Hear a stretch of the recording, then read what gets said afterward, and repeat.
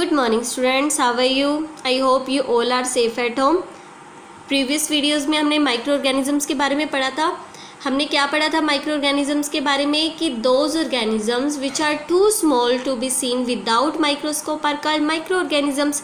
कि कुछ ऐसे भी जीव होते हैं जो इतने छोटे होते हैं ना कि उन्हें माइक्रोस्कोप की हेल्प के बिना तो देखा ही नहीं जा सकता, यानी नेक्ड आई से हम नहीं देख पाते। Those organisms are called micro organisms. फिर हमने पढ़ा था कि माइक्रो ऑर्गेनिजम्स कुछ ऐसे हैं जो हमारे लिए हार्मफुल है और जो डिजीज़ क्रिएट करते हैं, लेकिन कुछ ऐसे भी माइक्रो ऑर्गेनिजम्स हैं जो हमारे लिए बेनिफिशियल है, लाभदायक है, फ़ायदेमंद है। जैसे कि लैक्टोबैसिलस बैक्टीरिया जो मिल्क को कर्ड में कन्वर्ट करता है। यीस्ट हो गया, yeast is a kind of micro organism. Yeast जो होता है ना, यीस्ट ये भी एक माइक्रो ऑर्गेनिज्म का ही काइंड है, फंगाई की कैटेगरी में आता है ये, और ये हमारे लिए काफ़ी ज़्यादा बेनिफिशियल है। केक बनाते हैं इसकी हेल्प से, अल्कोहल बनाई जाती है, वाइन, बियर, ब्रेड वगैरह बनाए जाते हैं, पेस्ट्री बनाई जाती है। और कौन सा माइक्रो ऑर्गेनिज्म जो आपको फ़ायदेमंद दिखा हो, एक हमने पढ़ा था राइजोबियम बैक्टीरिया जो सॉइल में होता है, जो नाइट्रोजन फिक्सेशन में हेल्प करता है। एटमॉस्फेरिक नाइट्रोजन को नाइट्रोजन के नाइट्रेट्स में कन्वर्ट कर देता है ताकि प्लांट्स की रूट्स इजीली वाटर के थ्रू उनको अपने अंदर ले पाएँ और उसका वो यूज़ कर पाएँ, क्योंकि जो प्लांट्स होते हैं ना वो डायरेक्टली एटमॉस्फेरिक नाइट्रोजन का यूज़ नहीं कर पाते। तो राइजोबियम बैक्टीरिया बहुत ज़रूरी हो जाता है सॉइल में होना, ताकि वो एटमॉस्फेरिक नाइट्रोजन को फिक्स कर दे सॉइल में, और प्लांट्स अपनी रूट्स की हेल्प से वाटर में उन्हें मिलाकर, जब वाटर लेंगे तो वाटर में वो डिज़ोल्व हो जाएंगे वो नाइट्रेट्स वगैरह, और फिर प्लांट्स उन्हें ले लेंगे। That process is called nitrogen fixation. आज हम पढ़ेंगे micro organisms and us, micro organism और हम। शुरू में बच्चों ऐसा सोचा जाता था कि सभी के सभी माइक्रो ऑर्गेनिजम्स हमारे लिए हार्मफुल है और बीमारी क्रिएट करते हैं, लेकिन बाद में ऐसा डिस्कवर किया गया कि कुछ एक ही माइक्रो ऑर्गेनिज्म हमारे लिए हार्मफुल होते हैं और बीमारी क्रिएट करते हैं, जबकि most of the micro organism तो हार्मलेस हैं, नुकसान ही नहीं पहुंचाते। And some of the micro organisms are even beneficial to us. कुछ तो माइक्रो ऑर्गेनिजम्स ऐसे हैं जो हमारे लिए फ़ायदेमंद है और उनका हमारी लाइफ में बहुत इंपॉर्टेंट रोल है। आज हम माइक्रो ऑर्गेनिजम्स के कुछ बेनिफिशियल एक्ट्स के बारे में पढ़ेंगे कि किस तरह से वो फ़ायदेमंद है। नेक्स्ट वीडियो में हम उनके हार्मफुल इफेक्ट्स के बारे में पढ़ेंगे कि किस तरह से नुकसानदायक है। आज हम पढ़ेंगे फ्रेंडली माइक्रो ऑर्गेनिज्म।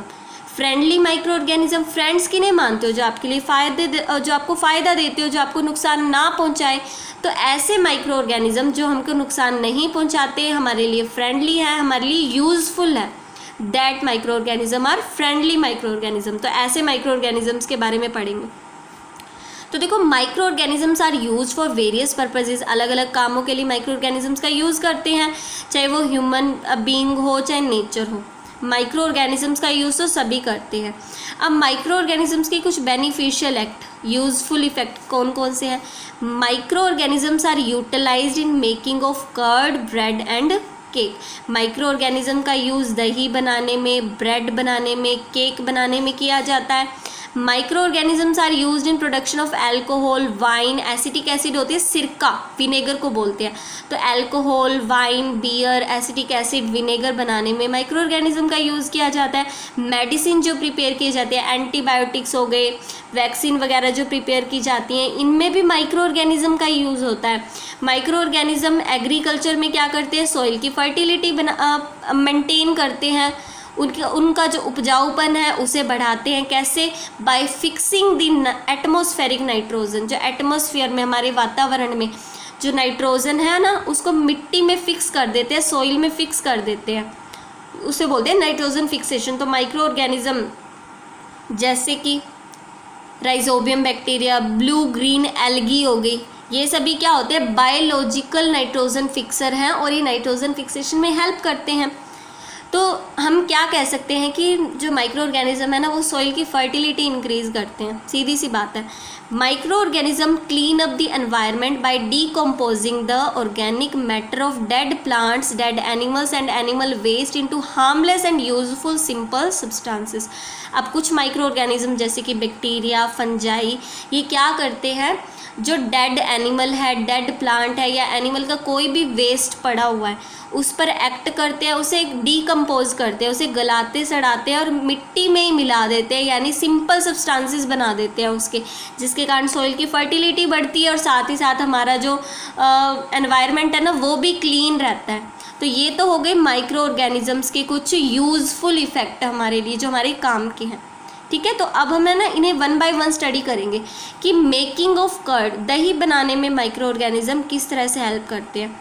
तो देखो, milk is turned into curd by bacteria. Milk, दही कैसे बनता है? बाय बैक्टीरिया, बैक्टीरिया बनाता है।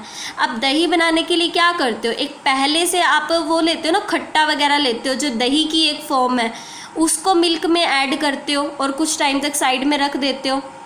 अब वो जो दही आपने ऐड करी, जो खट्टा डाला, उसमें कुछ माइक्रो ऑर्गेनिज्म पहले से थे जो आपने मिल्क में ऐड कर दिए। अब उस जो माइक्रो ऑर्गेनिज्म जो आपने खट्टे के थ्रू डाले हैं उस दूध में, अब उन्होंने क्या किया, देखो मिल्क में होता है, मिल्क में एक शुगर होती है जिसे हम बोलते हैं लैक्टोज शुगर। क्या बोलते हैं? लैक्टोज। मिल्क में एक शुगर होती है लैक्टोज। ठीक है, जब आपने उसमें खट्टा डाला ना, तो खट्टे के थ्रू उसमें कुछ माइक्रो ऑर्गेनिज्म चले गए, यानी कुछ बैक्टीरिया चले गए जिन्हें हम बोलते हैं लैक्टोबैसिलस बैक्टीरिया। अब जो लैक्टोबैसिलस बैक्टीरिया गए हैं उस खट्टे के थ्रू, वो जो मिल्क में लैक्टोज शुगर है ना, वो बैक्टीरिया इस लैक्टोज शुगर पर एक्ट करेंगे और इसे लैक्टिक एसिड में कन्वर्ट कर देंगे, लैक्टिक एसिड। अभी जो लैक्टिक एसिड बनेगा ना, यही मिल्क को किस में कन्वर्ट कर देता है? दही में कन्वर्ट कर देता है। ठीक है, बस सिंपल सी प्रोसेस है। तो देखो, curd contain several micro organism. Curd यानी दही में बहुत सारे माइक्रो ऑर्गेनिज्म होते हैं जिसमें लैक्टोबैसिलस बैक्टीरिया होता है। अब जो लैक्टोबैसिलस बैक्टीरिया है वो प्रमोट करता है formation of the curd from milk, यानी जो लैक्टोबैसिलस बैक्टीरिया है ना, उसकी हेल्प से मिल्क से क्या बन पाती है? कर्ड यानी दही बन पाती है। आप करते क्या हो, एक प्री मेड कर्ड होती है। प्री मेड मतलब पहले से बनाई हुई दही आपके पास होती है, आप उसको ऐड करते हो वार्म मिल्क, यानी थोड़ा गर्म दूध होता है, उसमें आप ऐड कर देते हो पहले से बनी हुई दही को या फिर खट्टे को। तो उसमें जो लैक्टोबैसिलस बैक्टीरिया होते हैं वो उसमें ग्रो करते हैं मिल्क में। तो जो उसमें मिल्क में एक शुगर होती है लैक्टोज, लैक्टोज को वो किस में कन्वर्ट कर देते हैं? लैक्टिक एसिड में। अब वो जो लैक्टिक एसिड है ना, then converts milk into curd. अब वो जो मिल्क को क्या बनाएगा? वो लैक्टिक एसिड ही बनाएगा मिल्क को, किस में? कर्ड में। An important ingredient of idlis and bhaturas is curd. Idli और भटूरा बनाने के लिए एक जो सबसे महत्वपूर्ण सामग्री होती है वो क्या होती है? कर्ड। दही डलती है, इडली बनाओ चाहे ये बनाओ, भटूरे वगैरह बनाओ, तो इसमें दही डलती है ना। Curd is added in making idli and bhaturas to make them soft and spongy. Curd क्यों ऐड की जाती है? इसलिए ऐड की जाती है ताकि जो इडली और भटूरे आपने बनाने हैं वो कैसे बने? सॉफ्ट और स्पॉन्जी बने। Bacteria is also involve in the making of cheese, pickles and many other food items. Bacteria को चाहे चीज़ बनाना हो, पिकल अचार बनाना हो, और भी बहुत सारे फूड आइटम हैं, तो बैक्टीरिया को इन्वॉल्व करते हैं। जैसे हमने मिल्क को दही में कन्वर्ट करने के लिए बैक्टीरिया ऐड किए ना हमने, एक पहले से पड़ा हुआ दही था उसमें बैक्टीरिया वगैरह ही थे जो हमने मिल्क में ऐड कर दिए। तो मिल्क में जो लैक्टोज शुगर थी, उन बैक्टीरिया ने, लैक्टोबैसिलस बैक्टीरिया ने इस पर काम किया और लैक्टिक एसिड में कन्वर्ट कर दिया। लैक्टिक एसिड ने फिर मिल्क से क्या बना दी? दही बना दी। ठीक है, आगे देखो, मेकिंग ऑफ ब्रेड। ब्रेड बनाने में किस तरह से माइक्रो ऑर्गेनिजम्स का यूज़ किया जाता है। अब ब्रेड बनाने में किसका यूज़ करते हैं? यीस्ट का यूज़ करते हैं। Yeast is a kind of fungi. क्या होती है? ये एक तरह की फंगाई होती है। तो देखो, yeast is used in the baking industry for making bread. Yeast का यूज़ हम बेकिंग इंडस्ट्री में करते हैं ताकि हम क्या बना पाएँ? ब्रेड बना पाएँ। आपको पता है ना, यीस्ट कौन से तरह का रेस्पिरेशन करते हैं? दो तरह के रेस्पिरेशन पढ़े थे हमने, एरोबिक और एनएरोबिक। यीस्ट कौन सा करता है? एनएरोबिक रेस्पिरेशन करता है, यानी in the absence of oxygen. Oxygen के बिना ये रेस्पिरेशन करता है, इसलिए हम इसको कहते हैं एनएरोबिक रेस्पिरेशन करना। When yeast is mixed with dough, जब भी वो गूंदा हुआ आटा जो होता है, डो जो होता है, उसमें यीस्ट को मिक्स किया जाता है ना, तो यीस्ट रिप्रोड्यूसेस रैपिडली। तो यीस्ट जो है ना, अपने आप को मल्टीप्लाई करना स्टार्ट कर देता है, अपनी संख्या बढ़ाने लगता है, and gives out carbon dioxide gas during respiration. और आपको पता है जब ये रेस्पिरेशन करेगा तो क्या प्रोड्यूस होगी, कार्बन डाइऑक्साइड प्रोड्यूस होगी। उसी कार्बन डाइऑक्साइड के कारण जो डो होता है, जो आटा आपने उसमें डाला ना यीस्ट, वो अपना वॉल्यूम इंक्रीज करने लगता है, मतलब वो फूलने लगता है, जिसके कारण ब्रेड क्या होता है, राइज होता है, वो उभरने लग जाता है। The holes in the bread, अब आपने देखा होगा ब्रेड में छोटे छोटे होल्स होते हैं, वो किसके कारण, क्योंकि जब वो फूला ना आटा तो कार्बन डाइऑक्साइड के बबल्स बने, बुलबुले बने छोटे छोटे, और वो बुलबुले इन्हीं होल्स के थ्रू बाहर निकल गए। इसके कारण ब्रेड क्या हो जाता है, बहुत ज़्यादा हल्का, सॉफ्ट और स्पॉन्जी हो जाता है। अब यीस्ट के इसी एक्शन के कारण, क्योंकि यीस्ट क्या कर दिया, उस डो को, उस आटे को बहुत ज़्यादा सॉफ्ट, स्पॉन्जी और हल्का बना दिया ना, इसी रीज़न के कारण यीस्ट का यूज़ हम केक बनाने में भी करते हैं, पेस्ट्री भी बनाते हैं इसके कारण, ठीक है। अब आगे देखो commercial use of micro organism. Micro organisms का कमर्शियल यूज़ क्या है, इंडस्ट्रीज़ में, फैक्ट्रीज़ में माइक्रो ऑर्गेनिजम्स का क्या यूज़ किया जाता है। तो देखो micro organism are use for large scale production of alcohol and acetic acid. Micro organism का जो यूज़ है ना, वो एल्कोहल बनाने में, एसिटिक एसिड यानी सिरका बनाने में किया जाता है। शराब, एल्कोहल आपने सुना होगा, एल्कोहलिक ड्रिंक्स होती हैं, एसिटिक एसिड बनाया जाता है, सिरका बनाया जाता है माइक्रो ऑर्गेनिजम्स की हेल्प से, ठीक है। इनको बनाने में भी यीस्ट ही यूज़ होता है। तो yeast is a kind of fungi. Fungi क्या होता है, माइक्रो ऑर्गेनिज्म ही तो होता है। तो देखो yeast is a micro organism which is use for large scale production of alcohols. Yeast एक ऐसा माइक्रो ऑर्गेनिज्म है जिसका यूज़ हम बहुत बड़े स्केल पर, यानी बहुत ज़्यादा एल्कोहल बनाने में इसका यूज़ कर रहे हैं। Alcohol is then used in making wine, beer, whiskey as well as industrial spirit. अब जो अल्कोहल है उसी से क्या बन जाती है, वाइन बन जाती है, बियर बनती है, विस्की, रम वगैरह और ये स्पिरिट वगैरह बनते हैं, ठीक है। We can now say that yeast is used to produce alcoholic drinks. शराब वाली ड्रिंक्स जैसे कि वाइन, बियर, विस्की बनाने में यीस्ट का यूज़ हो रहा है, इंडस्ट्रियल स्पिरिट बनाने में भी। तो यीस्ट होता है ना जो, is capable of converting sugar into alcohol. देखो यीस्ट जो होता है ना, वो शुगर को अल्कोहल में कन्वर्ट कर सकता है। The sugar for making alcohol, अब अल्कोहल देखो यीस्ट क्या कर सकता है, मैंने कहा शुगर को अल्कोहल में कन्वर्ट कर सकता है, अल्कोहल में। तो यानी अल्कोहल बनाने के लिए हमें क्या चाहिए होगी, यीस्ट तो चाहिए, साथ ही साथ क्या चाहिए, शुगर।